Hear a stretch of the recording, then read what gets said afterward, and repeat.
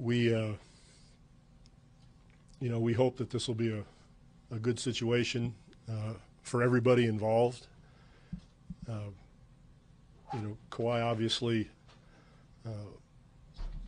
worked very hard to become the player he is. Our staff worked very hard to help him get there, and we wish him all the best as he moves on to Toronto. I think that he's going to be great. Danny Green will be missed. He's been here quite a while, and he was a big part of what we do both on and off the court. He was a great community guy, and we're going to miss him very much. With DeMar coming to San Antonio, I couldn't be happier. I think this trade is going to be good for both teams. DeMar is obviously, a four-time All-Star and an All-NBA player. He's been great in the community there, a team player, somebody that I've respected and watched play for a while now, and we're thrilled to have him here. Jakob is a young talent that I think has a great opportunity to develop into a very good NBA player.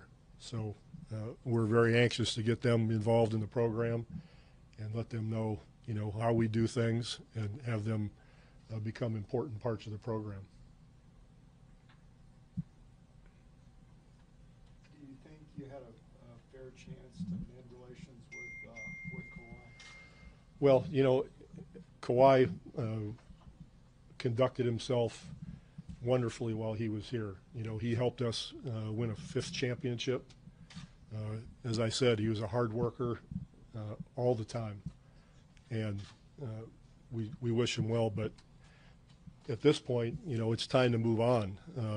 I'm concerned about Jakob and DeMar and our basketball team and putting that together. We've got a lot of young kids, and it's exciting. But in no way, shape, or form does it do any good to go back in time and talk about A, B, or C. It's time to move on. What's been the hardest part about all of this for you? Trades and cuts are always the worst. When you have camps every year and you got to look guys in the eye and say, well, we're going to let you go. That's always tough, and trades are tough. I talked to Kawhi on the phone. I talked to Danny on the phone. Those are personal relationships that you have with people, and that's always difficult. It's probably the toughest part of our profession. Were you glad you'll only have to face Kawhi once a year?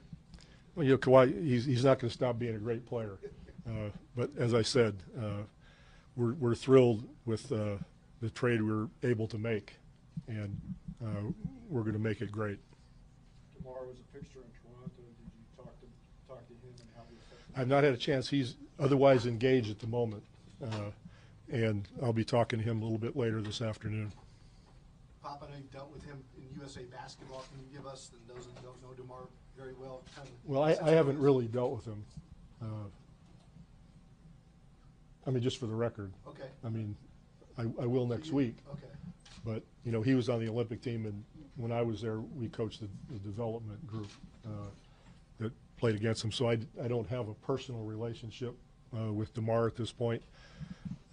But, we've done our background work and talked to a lot of people, and without exception, I've got a pile of emails on my desk already from people that understand, what kind of a person he is. Everybody knows what kind of player he is, but off the court, he's been very active and heartfelt, in his community. So I'm sure that he'll do the same thing here. Pop, when you think so much of Kawhi, as we all know that you did. I'm sorry? When you think so much of Kawhi, as we all know that you did over the years, was it awkward to be in a position where you're trying to figure out how to get value for him and to be able to replace him in a way? Sure. You have a relationship with individuals over a number of years, and in a professional sense, that relationship stops. But hopefully you move on and you continue an off the court relationship with people. I've been around here a long time, and there are a lot of people that I still keep in touch with. And an awful lot of people from many years ago.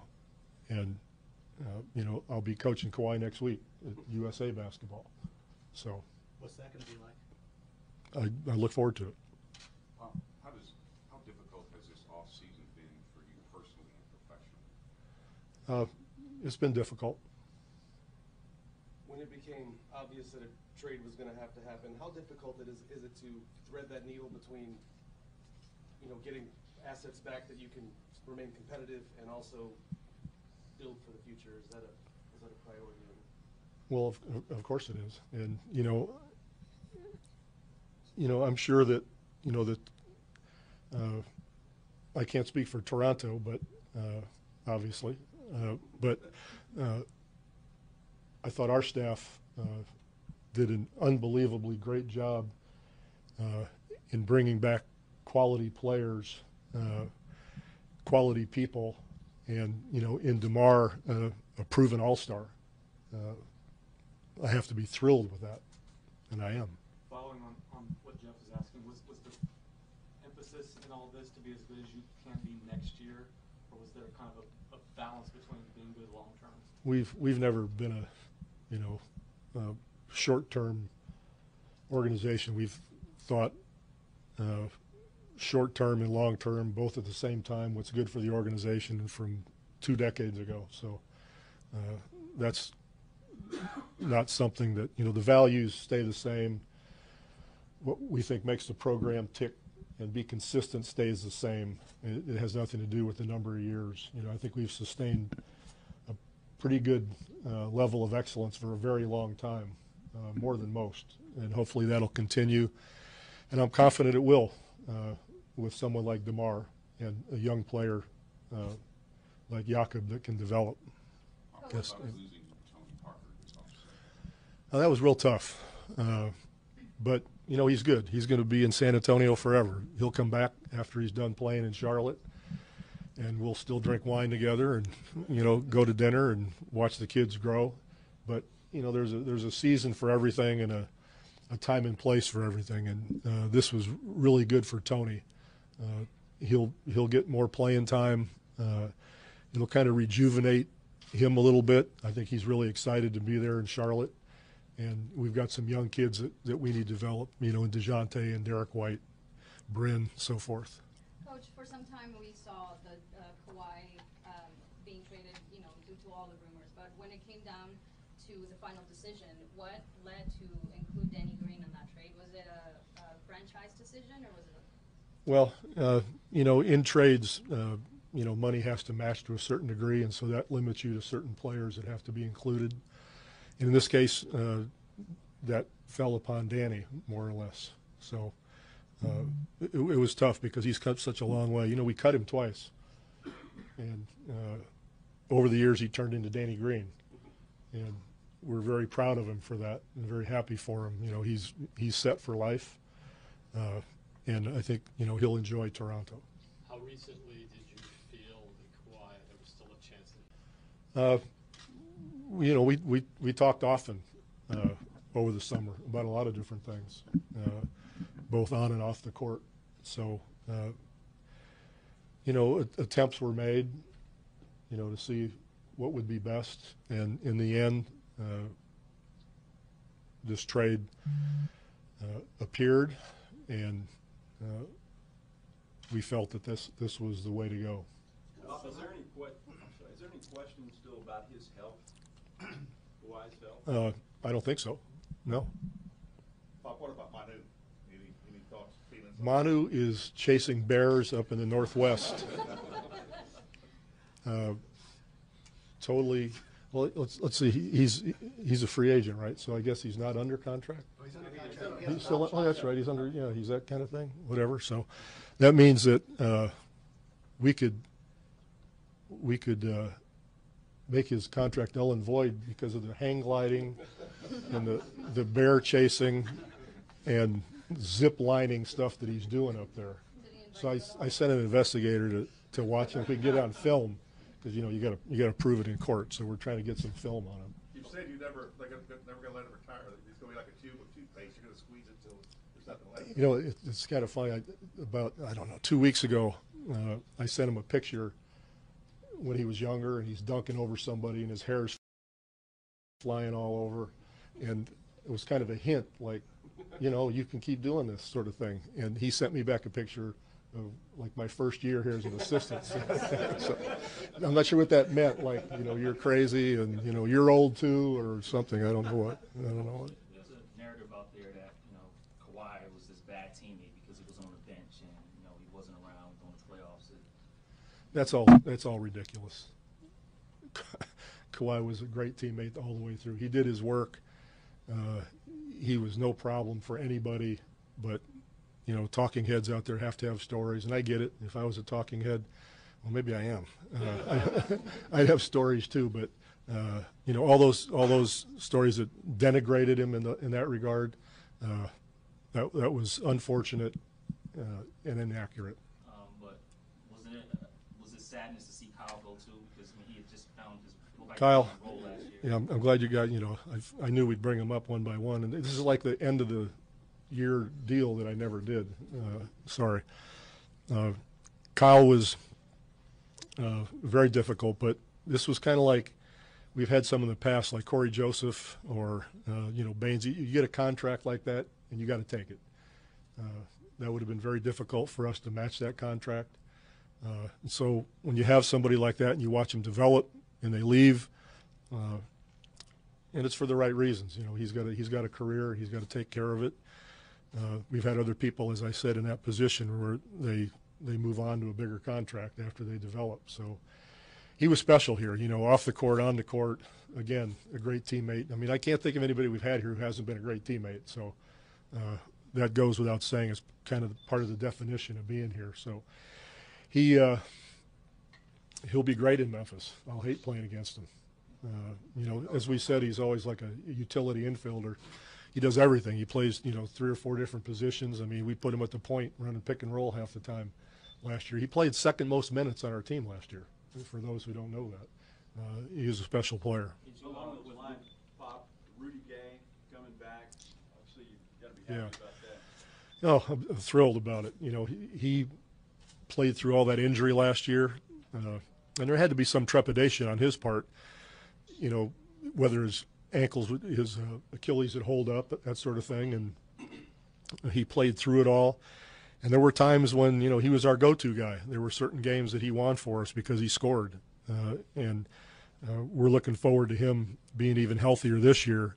And obviously he enjoyed being here, so he signed up again, and he'll be an important part of what we do. Did you guys pick his brain at all? Because him and DeMar are very close. They had some time up in Toronto together. I did not know they were close until after the fact.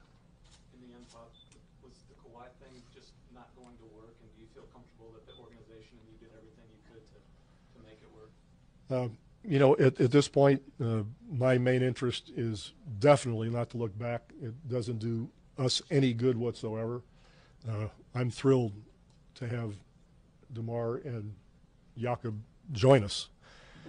And from that point on, that's where my focus will be. I'm not too interested in talking about the past. Mention in the West, you got to have firepower. Do the moves that you make this offseason, including adding DeMar, shift to more of an offensive focus in the scoring that you had this summer? Yeah, you got to shoot the basketball, and you know, DeMar does that well. But you know, the rest of the makeup of the team, you know, having Derek White develop, having Bryn come back, having Rudy come back, all people who can shoot it. Adding Marco Bellinelli, you know, is important. So those things, you know, round out and helps LaMarcus, you know, do his thing down there. But that shooting will help us a great deal. A lot of the chemistry built, you know, the way the Spurs play is because of that camaraderie they have over the years. But now we have Tony, we have Kyle, we have Danny, Kawhi. You know, all these guys that basically had chemistry. How are the new guys going to fill in those spots? Do you already have in mind somebody who's going to take over the Tony spot, Kyle spot, based on the new guys? Well, you know, DeJounte Murray is our point guard. I think that's probably pretty obvious to everybody. But as far as the way the team rounds out in the minutes and how they're issued, is going to be determined when training camp comes and, after that. So we don't decide and put that in stone ahead of time. But we got a great group to work with, and we've changed the team before. I mean, every championship that Timmy played on was a little bit different. So this year will be not much different than other years. We had a lot of additions last year. The year after Timmy retired, we won 61 games and went to the conference finals. The team changed. And, last year under tough circumstances, the 47 wins I thought was an excellent effort on the part of the team. And there were a lot of players that hadn't played a whole lot in the past. So, we'll do it again, but we'll have an even more talented crew this year than we had last year. Pop, but in a way, having a